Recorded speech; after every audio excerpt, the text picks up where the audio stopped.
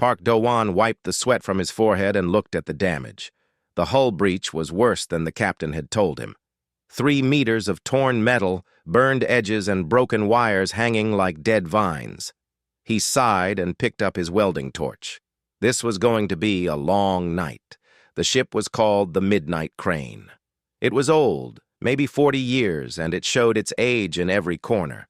Rust spots on the walls, flickering lights, strange sounds in the pipes. But Do-won had seen worse. In his 15 years of fixing ships, he had worked on vessels that were held together by nothing but hope and duct tape. He was alone in the lower cargo hold. The crew stayed away from this area. Captain Yoon Nari had been very clear about that. She was a tall woman with sharp eyes and a voice that did not invite questions. When Do-won had asked about the cargo manifest, she had simply said it was not his concern. She paid him triple the normal rate and told him to focus on the repairs. Triple rate meant trouble. Do-won knew this, but triple rate also meant he could finally fix his own small ship and stop living job to job. So he asked no more questions. The welding torch hissed as he began sealing the breach. Blue light filled the dark hold. Sparks flew and died on the metal floor. Do-won worked slowly and carefully. A bad weld in space meant death. There were no second chances when the vacuum was waiting outside. 2 hours passed. His arms ached. His eyes burned from staring at the bright flame. He was almost finished with the main breach when he noticed something strange. The wall behind him did not look right. The metal panels did not match. One section was newer than the others, maybe only a few years old, while everything else was original to the ship. Do-won turned off his torch and walked closer. He knocked on the wall. The sound was hollow. There was empty space behind it. He should have ignored it. He should have finished his job and collected his money and left. That was the smart thing to do. But Do-won had never been smart in that way. His curiosity was like a disease. It had gotten him in trouble many times before. He found the edges of the hidden panel and used his tools to pry it open. The metal groaned and then fell away with a crash that echoed through the hold. Cold air rushed out, so cold that Do-won could see his breath instantly. Frost formed on his eyebrows. Behind the false wall was another room. It was large, maybe 20 meters across, and filled with a blue glow. Do-won stepped inside and stopped breathing. Eggs. Hundreds of eggs. They sat in rows on metal frames, each one surrounded by a cage of glowing blue light. The eggs were huge, bigger than his torso, and their shells were covered in patterns that looked like scales. Colors shifted across their surfaces. Gold, silver, deep red, ocean blue. They were beautiful and terrible at the same time. Do-won counted quickly. 500. 500 eggs, hidden in a secret room on a cargo ship run by a woman who paid triple rate for silence. He moved closer to the nearest egg and looked at the technology holding it. The metal was strange. The symbols carved into it were not human. He had seen writing like this before, in old history books and museum displays. This was Kethrani technology. The Kethrani were gone. Everyone knew that. They had been one of the elder species, ancient and wise, with knowledge that made human science look like children playing with toys. 300 years ago, they had simply vanished. Official records said a plague killed them, but there were always rumors of something darker. Do-won touched the glass container around one egg. It was warm despite the cold air. Inside, something moved. A shadow shifted in the shell. The egg was alive. These were not just any eggs. The scale patterns on the shells matched pictures Do-won had seen in restricted files during his military days. Dragon eggs. The Kethrani had been famous for their bonded companions, creatures of immense power that could link their minds with other beings. When the Kethrani died, everyone assumed the dragons died with them. But here they were. 500 dragons, sleeping in frozen shells, hidden on a ship in the middle of nowhere. A sound made Do-won spin around. One of the eggs in the back row was shaking. The blue light around it flickered and died. The shell cracked, a long line running from top to bottom. Liquid spilled out onto the floor, steaming in the cold air. Dowan wanted to run. Every smart part of his brain screamed at him to leave, to seal the wall back up, to pretend he never saw any of this. But his feet would not move. He stood frozen as the egg broke apart. A head emerged. It was the size of a dog, covered in wet silver scales that caught the blue light and threw it back in 1,000 directions.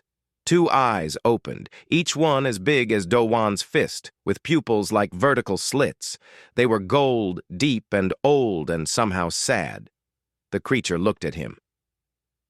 And Dowan felt something impossible. A presence entered his mind, gentle but vast, like an ocean pressing against a small door. Images flooded through him, stars dying, cities burning, a desperate flight through darkness. A mother placing her children in cold sleep, hoping someone worthy would find them. The dragon hatchling opened its mouth and made a sound. It was not a roar or a cry. It was something softer, almost like a question. In the distance, Dowan heard footsteps. The crew was coming. They must have heard the noise. He looked at the hatchling. It looked back at him. And in that moment, Park Dowan, a simple ship mechanic who just wanted to earn enough money to fix his own vessel, became something else entirely. The door to the hold burst open. Light flooded in. Captain Yoon stood in the doorway, her face pale, her eyes wide. Behind Do Hwan, all 499 remaining eggs began to glow brighter. Captain Yoon did not speak for a long time. She stood in the doorway, staring at Do Hwan, at the hatchling, at the rows of glowing eggs behind them. Her hands were shaking. Do Hwan had never seen her look afraid before. The dragon hatchling pressed itself against Do Hwan's leg. It was warm, warmer than anything alive should be. He could feel its heartbeat through its scales, fast and strong. Or maybe he was feeling it through the strange connection in his mind. He could not tell anymore where he ended, and the creature began. Finally, Yoon stepped inside and closed the door behind her. Her first officer, Baek Sung-ho, tried to follow, but she held up her hand. This conversation was not for him. She walked slowly toward Do Hwan, her boots clicking on the metal floor. She stopped 3 meters away and looked at the hatchling. Her eyes were wet. "They are real," she whispered. "I did not believe it. I thought they were just artifacts, old things from a dead species. I never thought they could actually be alive." Do Hwan found his voice. "You knew about them." Yoon nodded. "I am part of a network. We collect Kathrani items before the hegemony can destroy them. Someone found these eggs on a dead moon 2 years ago. We have been moving them from ship to ship, trying to find somewhere safe. But I swear to you, I did not know they were viable. No one did." The hatchling made a soft sound. Do Hwan felt emotions through their bond that were not his own.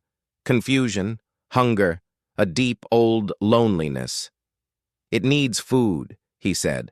"I do not know how I know that, but it needs food." Yoon stared at him. "You are bonded to it." Her voice was full of wonder.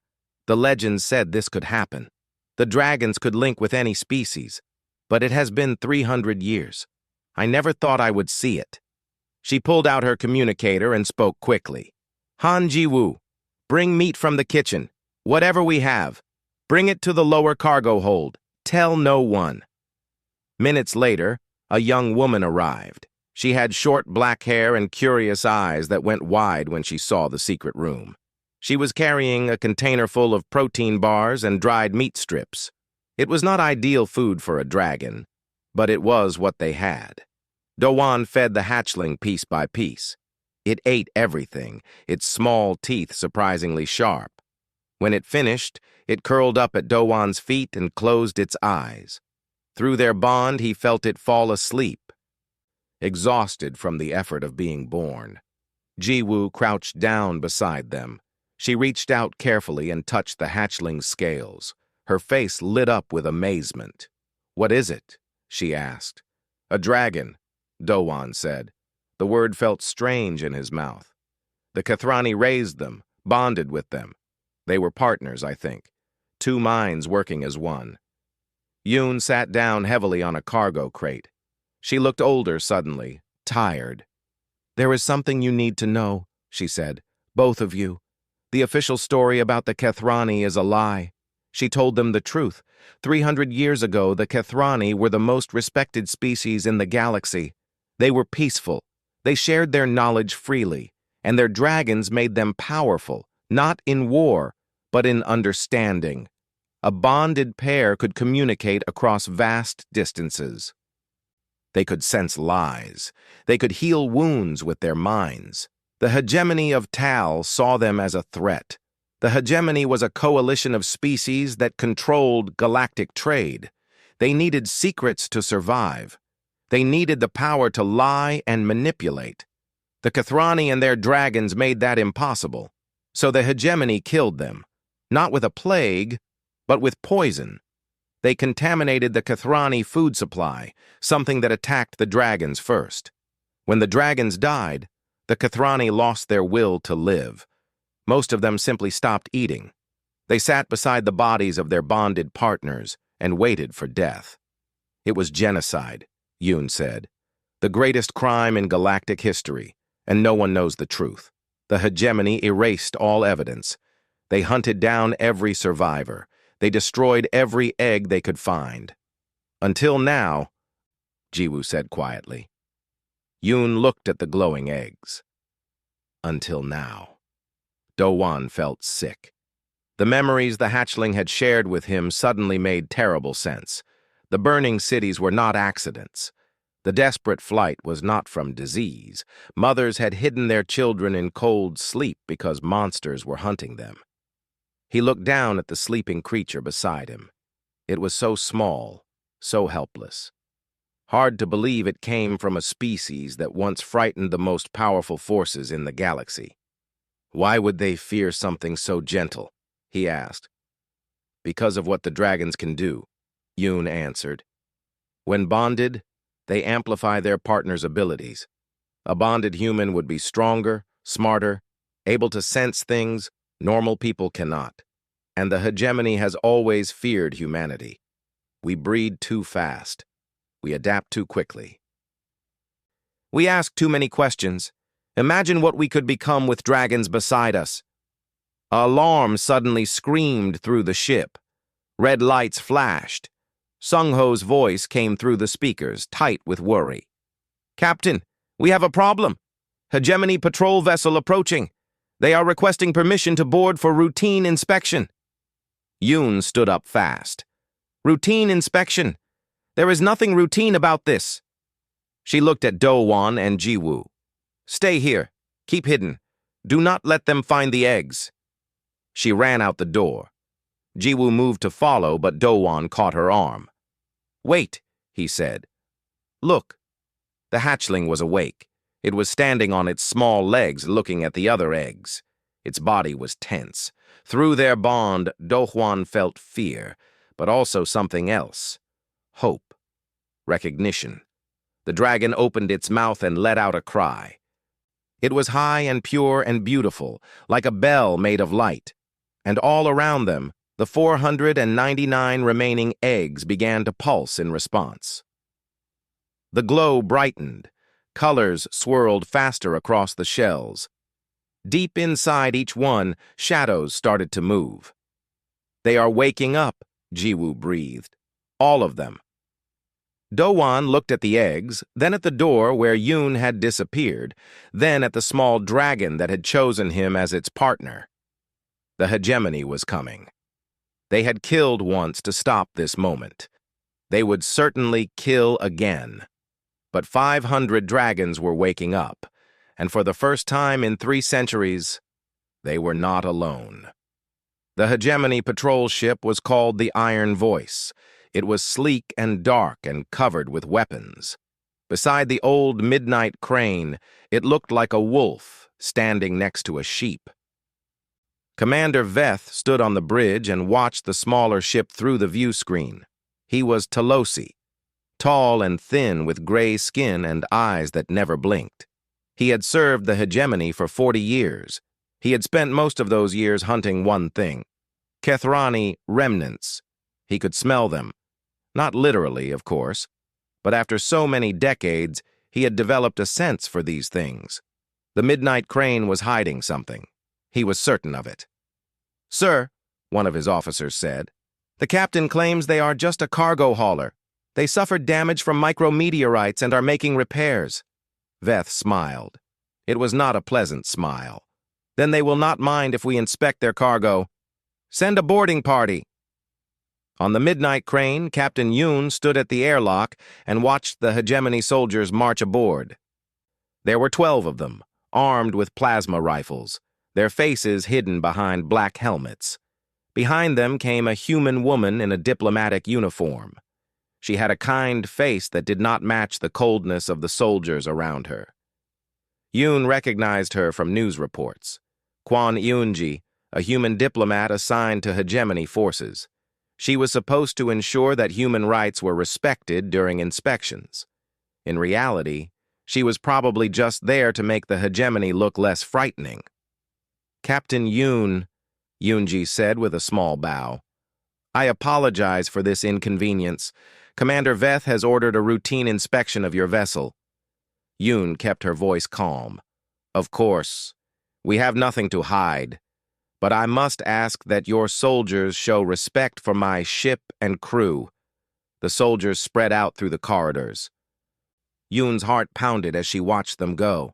Sung-ho walked beside the lead soldier, pointing out cargo bays and storage areas, trying to keep them away from the lower hold. In the secret room below, Do-won and Ji-woo pressed themselves against the wall beside the hidden entrance. The hatchling, which Do-won had started calling Biol because of how its scales caught the light like stars, was silent in his arms. Through their bond, he could feel the creature's fear. It knew what these soldiers meant. Its ancestors had died at the hands of people like them. The eggs continued to glow. The awakening process could not be stopped. Dr. Choi Miran, the only known expert on Kethrani biology, had written before her death that once dragon eggs began cascade hatching, nothing could reverse it. The chemical process was already in motion. Within hours, all 500 would hatch. Hours they did not have. Footsteps echoed above them. Soldiers were in the cargo hold, searching through crates and containers.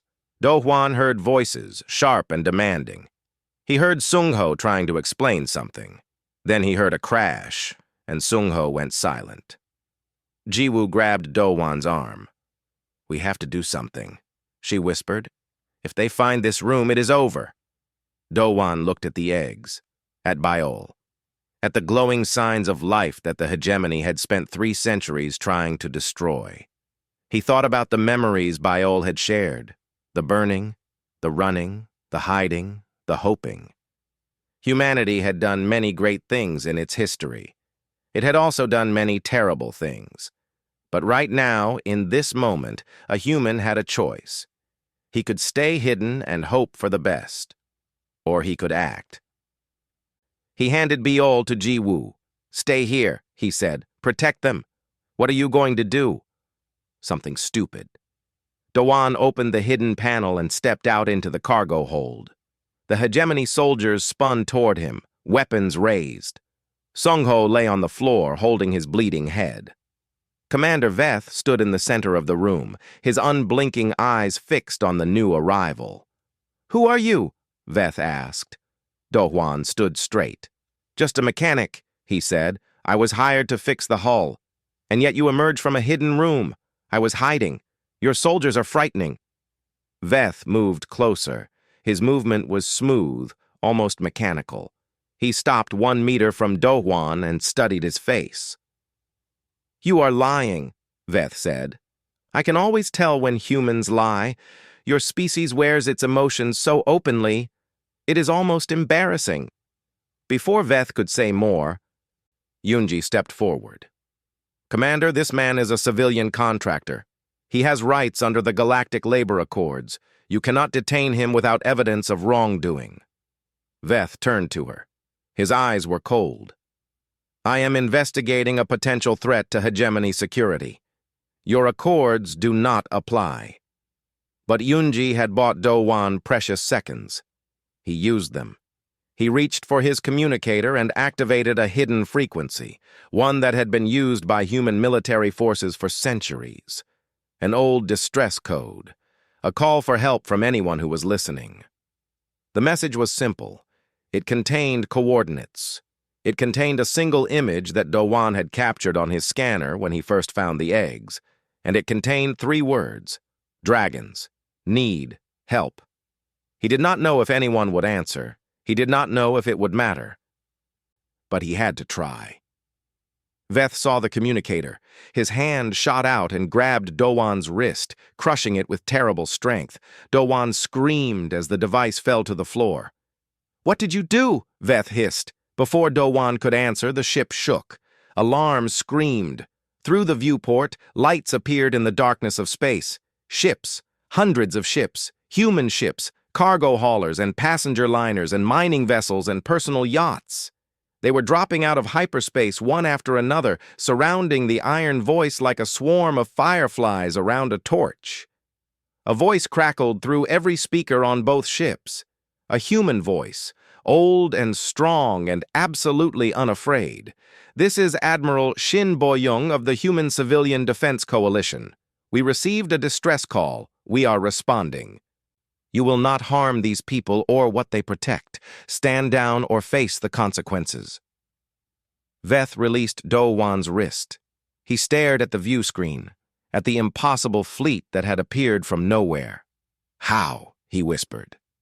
Do-Wan cradled his broken wrist and smiled through the pain. "You made a mistake," he said. "You spent 300 years teaching the galaxy that humanity does not matter. But we have been listening. We have been waiting. And when one of us calls for help, we answer." From somewhere below, carried through the ship's metal bones, came the sound of eggs beginning to crack. Admiral Shin Bo-young was 67 years old. She had fought in 3 wars.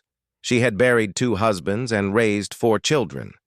She had retired from the military 5 years ago, planning to spend her remaining days growing vegetables on a quiet moon. Then the message came. Dragons, need, help.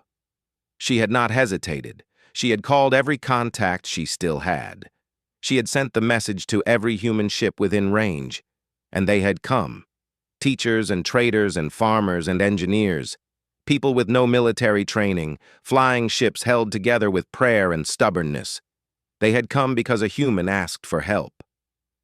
Now she stood on the bridge of her flagship, an old cargo vessel called the Morning Star, and stared at the hegemony warship.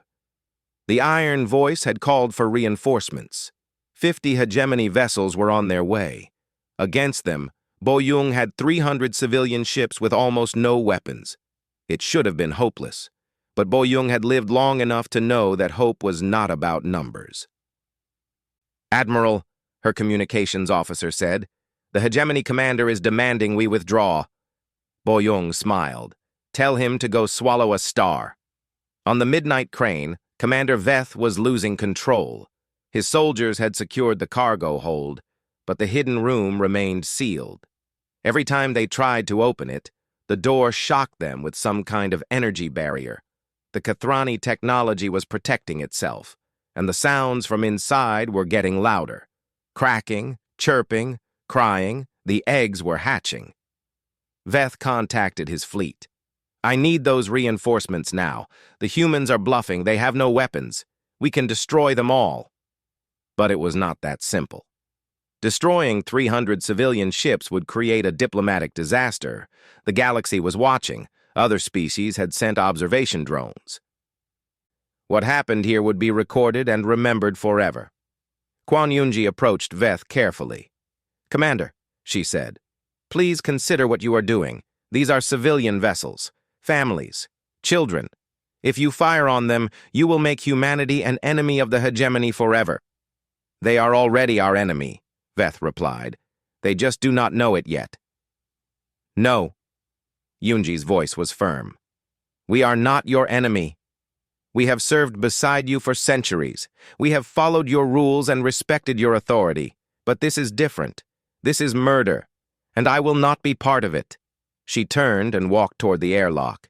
Veth raised his weapon. "If you leave this ship, you will be a traitor." Yunji stopped. She looked back at him with sad eyes. "I think I have been a traitor for a long time," she said. "Just to the wrong side."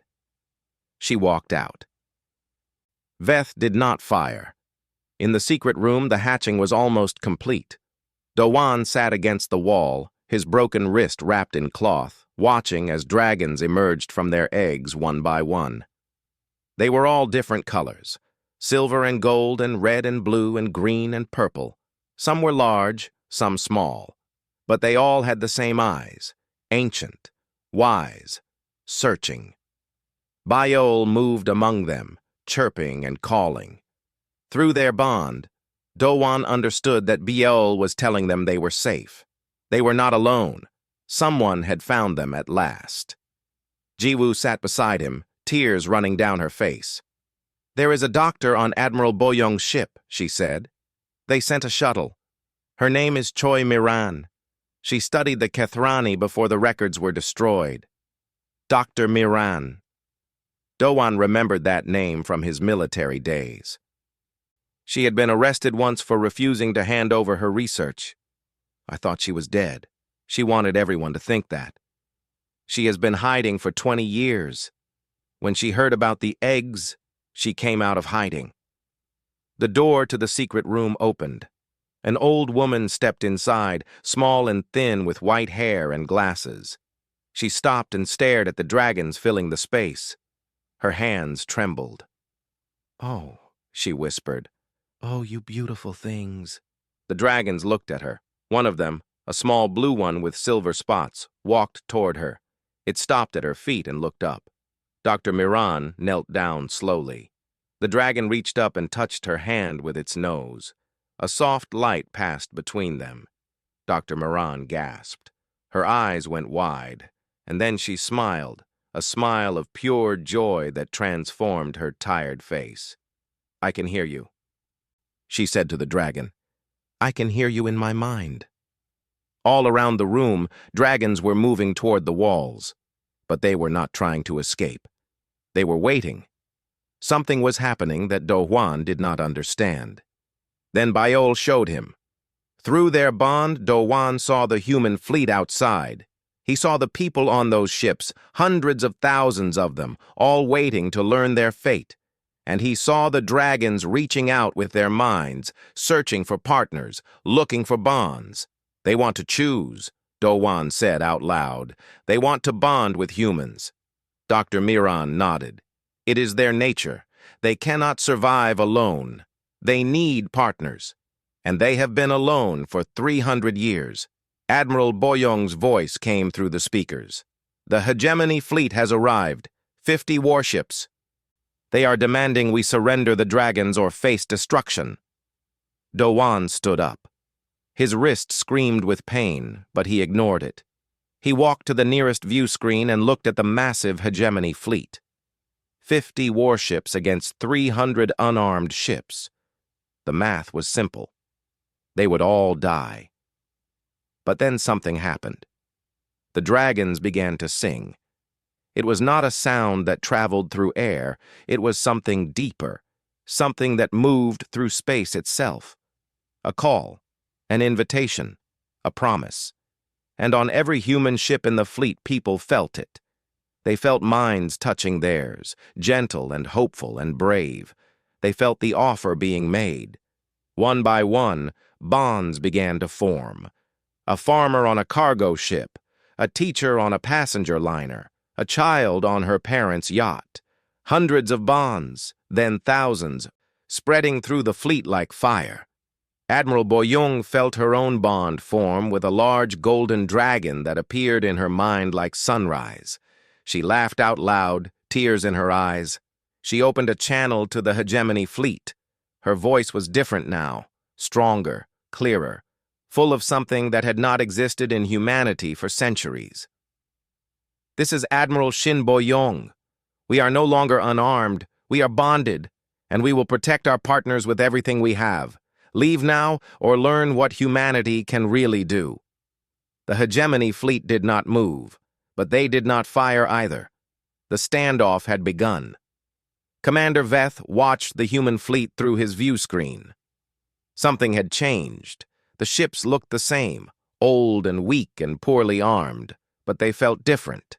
There was an energy around them now, something he could almost see, a shimmer in the darkness. His tactical officer spoke nervously. "Commander, our sensors are detecting unusual readings from the human vessels, some kind of energy field we cannot identify." Veth knew what it was. He had read the classified histories. He knew what bonded dragons could do, but it was supposed to be impossible. The dragons were extinct. The hegemony had made sure of that 3 centuries ago. "Open fire," he ordered. "Destroy them all." The iron voice launched a volley of plasma missiles. They streaked across space, bright lines of death aimed at the morning star. In seconds, Admiral Boyung and everyone aboard would be dust. But the missiles never hit. Something golden appeared in space between the fleets. It was vast and bright, a shape made of pure light that looked like a dragon with wings spread wide. The missiles struck the shape and vanished, absorbed like stones thrown into an ocean. On the morning star, Admiral Boyung stood with her hand on her heart, feeling her bonded partner working through her. The golden dragon in her mind was called Hanal, and together they had created something impossible. A shield of pure will, powered by the bond between human and dragon. All across the fleet, similar shapes appeared. Dragons of light projected by hundreds of bonded pairs, forming a wall of protection that the hegemony weapons could not break. Veth fired again and again. Nothing worked. His weapons were useless. Then Quan Yunji's voice came through every speaker in the hegemony fleet. She had reached the human ships and was broadcasting on all channels. "To every species in the galaxy," she said, "I am Quan Yunji, former diplomatic attaché to the hegemony of Tal. I am transmitting classified files that prove the hegemony committed genocide against the Kethrani 300 years ago. They did not die from a plague. They were murdered. And now the hegemony is trying to finish the job by destroying the last of their children." The files spread across the galaxy at the speed of light. History, records, orders signed by hegemony leaders, evidence that could not be denied. Within hours, the galaxy was in chaos. Species that had trusted the hegemony for centuries demanded answers. Trade routes closed, alliances crumbled, the carefully built empire of lies began to fall apart. Commander Veth received orders to withdraw. He had failed. The dragons had survived. Humanity had protected them. And everything was about to change. 6 months later, Dowan stood on Earth's moon and watched the sun rise over the blue planet below. Bayal sat beside him, no longer small but still growing. The dragon's silver scales glittered in the sunlight. Through their bond, Dowan felt Bayal's contentment. They were standing in front of a memorial. It was a simple structure, a wall of black stone carved with Kethrani symbols. The names of the dead were written there, millions of them, a record of a species that had almost been forgotten. Humans had built this memorial. It had taken 3 months, with workers from every continent volunteering their time. No one had asked them to do it. They simply wanted the Kethrani to be remembered. "Dowan," a voice called. He turned. Ji Wu was walking toward him, her own dragon. A small red one named Bulkot, flying circles around her head. She was smiling. She smiled a lot these days. Everyone did. "The council is ready," she said. "They want you to speak." Dowan sighed. He was not a speaker. He was a mechanic. But somehow, in the past 6 months, he had become something more. The first human to bond with a dragon. The man who had started the awakening. People wanted to hear from him. He followed Ji Wu to the council chamber. It was a new building, built specifically for the Dragon Council, where humans and their bonded partners worked together to integrate dragons into society. The room was filled with people and dragons, hundreds of pairs, all waiting for him. Admiral Bo-Yung stood at the front. Hanal's golden light shimmered behind her. Dr. Moran sat nearby, her blue dragon sleeping at her feet. Captain Yoon was there too, and Sungho and Yunji, who had been granted full citizenship for her bravery. Do-Wan walked to the podium. Biol stood beside him, tall enough now to look him in the eye. He looked at the crowd, at the humans and dragons, at the impossible thing they had become together. 6 months ago, he said, I was just a mechanic fixing a broken ship. I found something I did not expect, something that changed everything. The Kethrani hid their children because they believed someone would find them, someone who would protect them, someone who would be worthy of them. He paused. Biol nudged his hand gently. They chose humanity, Do-Wan continued. They chose us, not because we are strong or smart or powerful, but because we care. Because when someone calls for help, we answer. Because we do not give up on the weak or the lost or the forgotten. He thought of the 300 civilian ships that had appeared from nowhere. Teachers and farmers and traders. People who had nothing to gain and everything to lose. People who came anyway. The hegemony is falling, he said. The galaxy is changing. And we are at the center of it. Not because we asked for it, but because we earned it. The dragons saw something in us that we sometimes forget to see in ourselves. They saw our best nature. He looked at Biol. The dragon's golden eyes were warm. We have a responsibility now. To the dragons.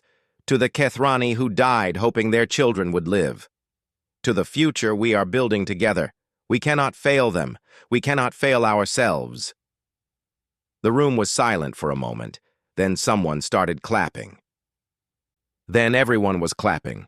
Humans and dragons together, making noise, making joy, making hope. Later that night, Do-Wan returned to the memorial alone. The stars were bright above him. Earth hung in the sky, blue and green and beautiful. Biol appeared beside him. Through their bond, Do-Wan felt a question, a sense of something waiting. What is it? He asked. Biol showed him. A memory from the Kethrani passed down through generations of eggs. Coordinates, a star system far beyond mapped space. A world hidden in darkness. The Kethrani did not just send eggs, Do-Wan realized. They sent a message. He saw it in his mind. A planet covered in forests and mountains and rivers. And on that planet, in hidden valleys and deep caves, figures moving in shadow. Not dead, not gone. Waiting. The Kethrani survivors. Do-Wan stared at the stars. Somewhere out there, against all odds, the elder species still lived. They had been hiding for 3 centuries, waiting for their children to wake up, waiting for someone to find them. He smiled. It seemed his job as a mechanic was not finished. There were still things that needed fixing. He looked at Biol. The dragon looked back at him. Through their bond, they shared a single thought. Let us go bring them home. The stars waited, the future beckoned, and humanity, forever changed by 500 frozen eggs and 1 curious mechanic, took its first steps into a larger universe. The end was only the beginning.